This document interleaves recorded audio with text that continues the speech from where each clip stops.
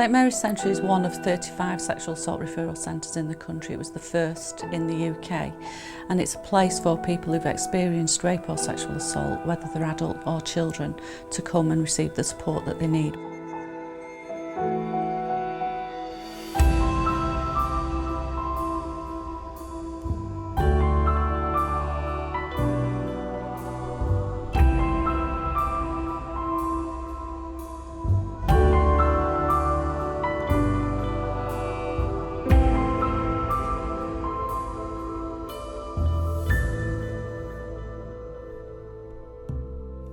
Sexual violence is about taking power and control away, so we try to offer that back as soon as possible in a non-judgmental, friendly environment and make it as comfortable as we can for people.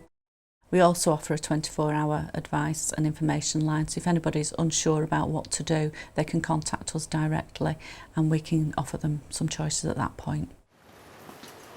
St Mary's Centre works really closely with the police, and that's important so that we've got a pathway once somebody makes a report to the police that they can access independent support and care from St Mary's Centre.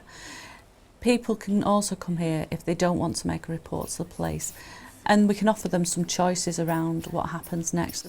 If they feel comfortable, they can make a report to the police at a later stage, and that might be because they've not had enough information or they don't understand what might happen, or we can store samples here until they make a decision at a later stage. Some people decide that they want to access services here and never make a report to the police, and that's also okay.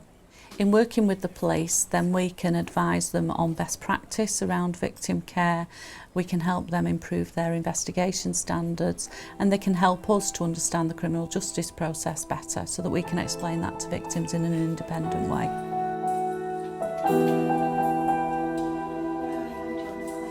When an adult arrives at the centre, they may come with a police officer or they may come on their own if they're a self-referral, but the first person that they'll meet is a crisis worker. As a crisis worker, you are an advocate for the client who comes to the centre, and that means making sure that they understand everything that's going to take place whilst they're here at the centre. So you're able to liaise between the client and the police and the doctor, and they take them through to the initial room where it's just the client and the crisis worker. And in there, the crisis worker explains the process step by step on what will happen. Explain to them that if it's a police case, then that the police are explaining to the doctor what's happened, and so at that point they don't have to say anything to us about the nature of the assault. When the centre receives the initial call, and if they're explaining that they've been assaulted or raped, then we discuss that. We would explain the services that we can offer here, talk about the forensic medical examination that they could have, and then we'd arrange to meet here at the centre. Once I've explained everything to them and they're comfortable and feel happy with everything, then the doctor would come in. So it's the same process but just without the police. What the doctor's got to try and be is independent, and they're there really for the courts in a lot of ways, and to try and gather as much information as I can. It's not a drop-in centre because each case takes approximately 3 hours. Clearly, if it's a rape that's just happened, then we want to see them quickly. The doctor's got two roles, the forensic role and the therapeutic role, so we will be attending to both of those. We'd spend quite a bit of time going through consent. And even though they sign it, it's not a legally binding document. They can say at any point, actually I've changed my mind, I don't want to go any further with this. Or they can choose to have parts of the medical and not all of it. It's entirely up to them. This is very different from a normal doctor-patient relationship in so much as whatever they tell us, we're going to be writing down. It may be disclosable later on in a court case, social services, so we can't offer absolute confidentiality. We need to make sure that they've got capacity to go through this process. So clearly if someone's heavily under the influence of drugs or alcohol, then we can't proceed at that point.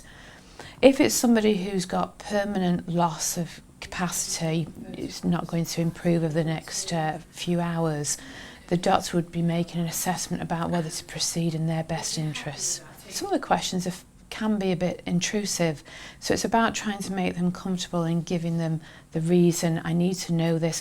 For example, I might be assessing, do they need emergency contraception? We would at some point in this examination be doing a risk assessment for self-harm and suicide. Another important part would be the forensic aspect of this examination. What I would normally do is, given the information the police officers told me, I would go over that with the person, with the complainant. It gives them an opportunity to make corrections or to add things.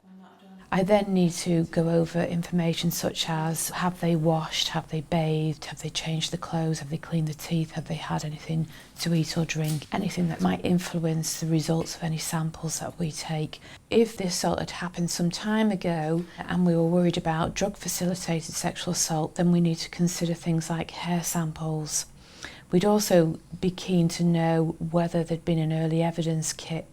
We always reassure the client that there'll be someone else in there. We say that the examination is in stages, so there'll be a top-to-toe examination where the doctor will ask the client to undress behind a screen and wear a gown, and she'll look at parts of the body one bit at a time, so it'll be one arm out of the gown and then in, and then the next arm. And the client's never naked at any point. A lot of the information that might be really important forensically will be found on the external body surfaces, not the anal genital examination. We would ask a person, do you think you've got any injuries? Are you sore anywhere? After we've done the body examination, the external body surfaces, then it comes to the anal genital examination. The aim is to make it as easy for the person as possible. The aim is not to hurt the person, the aim is to minimise the discomfort and trauma of the examination. Some of them won't have had this kind of examination before, so we do a lot of reassurance and explaining what it is that we're doing. I think it's important for professionals to realise that a lot of people are very glad that they've had this kind of examination afterwards, because it can be very reassuring that everything is okay. After the medical, then often the client likes to go for a shower, and then they go into a third room, which is the comfy room. That's where they can go and have a cup of tea, and that's also the time when the crisis worker gives the further information to the client about follow-on services.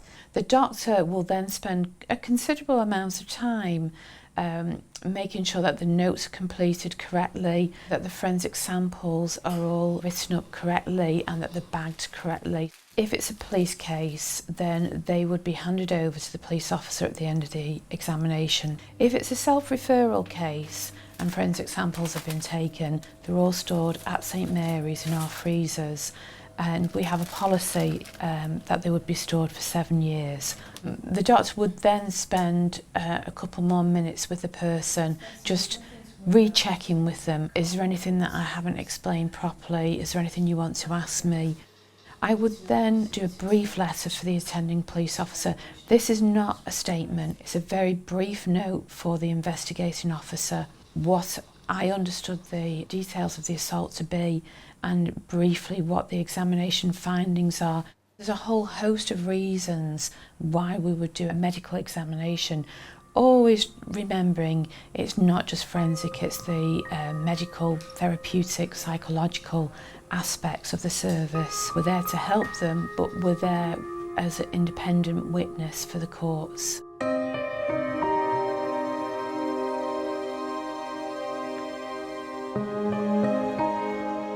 If a child comes to the centre, it depends when the assault occurred.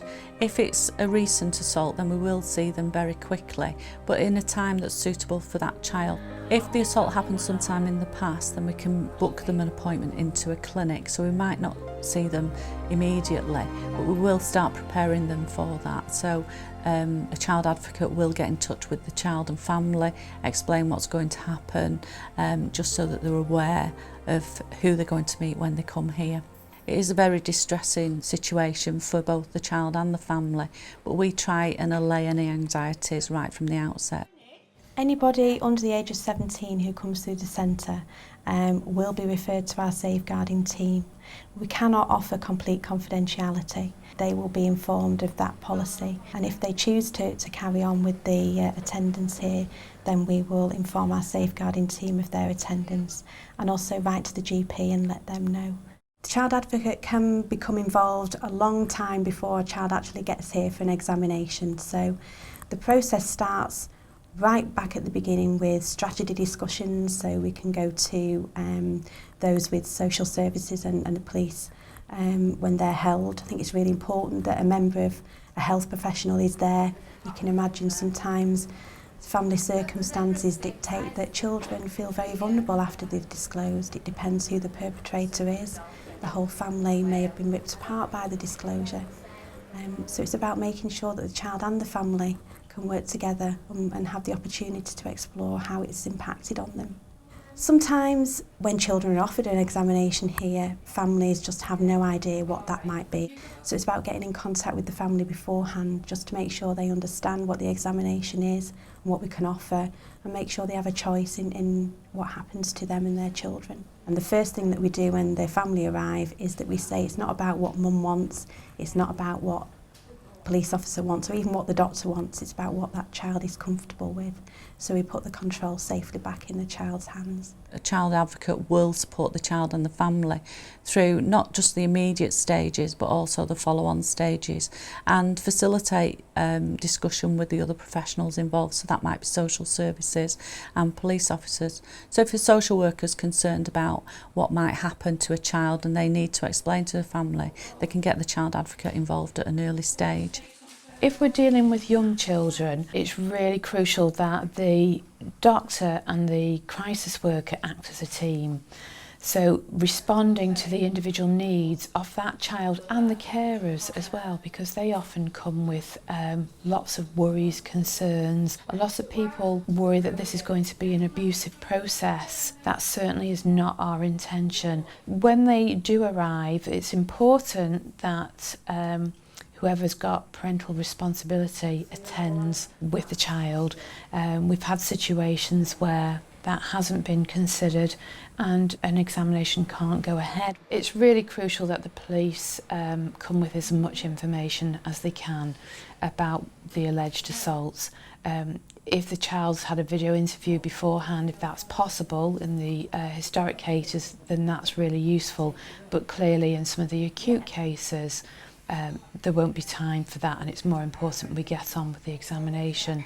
The doctor has to do a holistic assessment of the child, so it's not just about what allegation of perhaps this sexual assault has gone on.